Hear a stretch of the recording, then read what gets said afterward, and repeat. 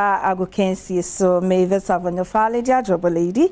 This dog papa bi na say ye wo Ghana man ti de o hia me anwa fe me ekua Janet ba akosua dede na bibia akonkan dia ma na International Women's Day de na yaji ba bia afa eno nti no na watimi apaden ye na wahwe yen kama na wehune ma yen so ma no ye wa ye betimi e de amamo aseda enkoma 1xbet.com akacho say bet ne de doso pan companies ne doso but nia wotua anase wotwa udi a usika no sabe kan ntempa so no 1xbet.com Jeffers mixture a draw papa me kan for the ma e mani titu remember no so e mamu papa e mamu mpemu adwuma ne bibia e kama na mani de pese o ye adorable na wo hu e kama bibia che se obi ehia na se wo dofo bi hia na che se wo bibia e kama de a wo hia sa bribia no Jeffers mixture Obenum sedmo gel and roll on akacho say wochi endompe wachi nkase eye wo ya anase wo kotodwe wo sisi ni nyina no omoden ananya sedmo ni bi na fatwitwi so na bibia enkonkan emfa emma wo kopiem wo ashama potemu dia na ho ubenya bi wo honum station ho de ensem ni bia nto wo ho nti wo kwa ubenya sedmo no ato na bibia akonkan dia ma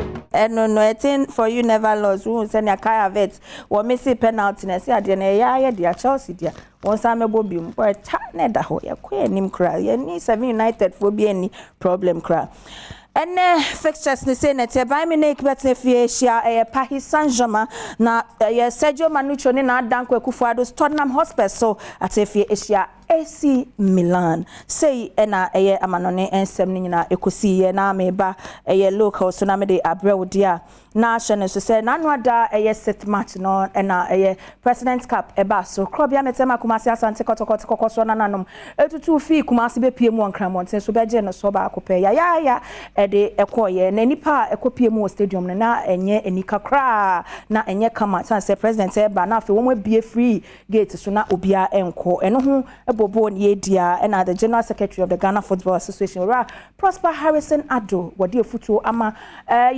kotokone has and penny for say one who can be faso at shre a year one supporters no at a casatre no one with me abe PMO or a stadium and so on them in here. Now name supporters. Inti una onim adia eshe omwebufu. Adia oya omoba park. Adia oya omumba. Inti na most often no you can say the clubs must take a lead when they come to supporter activation.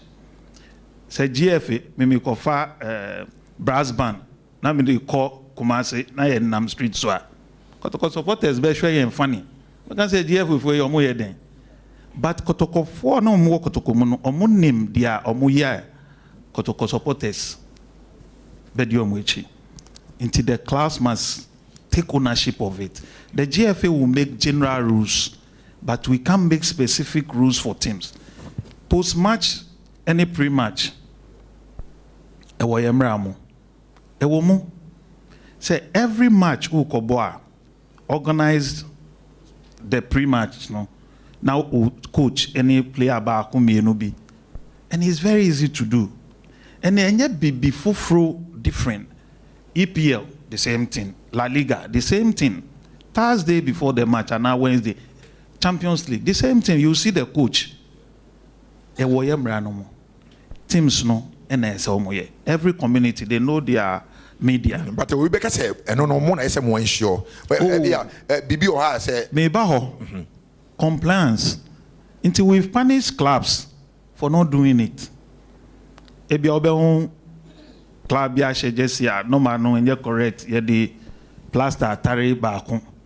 Sometimes because ebi normal 32 no waja team no ma obi fufuro ba no nipa no ebi omo di jese na ache no omo refi omo be new one match dey edu na afi or the sellotape kotare so yeah the compliance nature say ya hono GFA be punish you. Okay, but GFA entumi mba o club or chinchina ambe she no 32 no una say oh yeah. Okay, until the GFA punishes a lot of these infractions.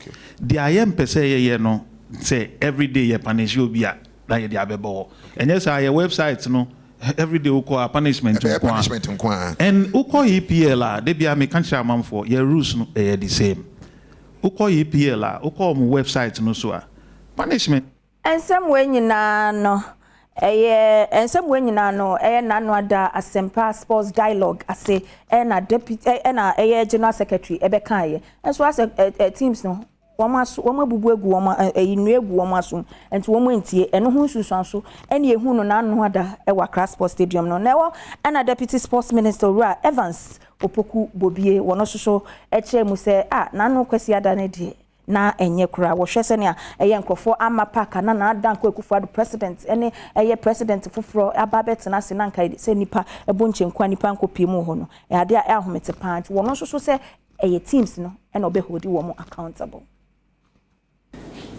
pempi so no ade ba ko a fans no dodo na e ha wo mo ne se ene enya opportunity ana enya akwanya na ye manage team no administrators no process game process or gate process eba ya invest a bit into the team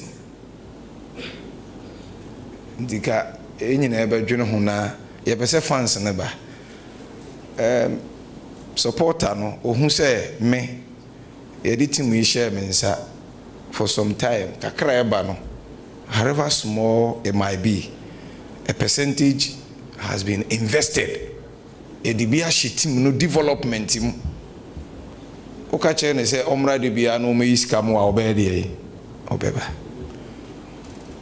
Yenim say clubs owners no mo na mudi musika mo bibia eye. But the juma bia wo ye bia nso no, wo invest part of the revenue in the business ya na o divert scanning into other private businesses na affect your adwuma no so aware dey o ye no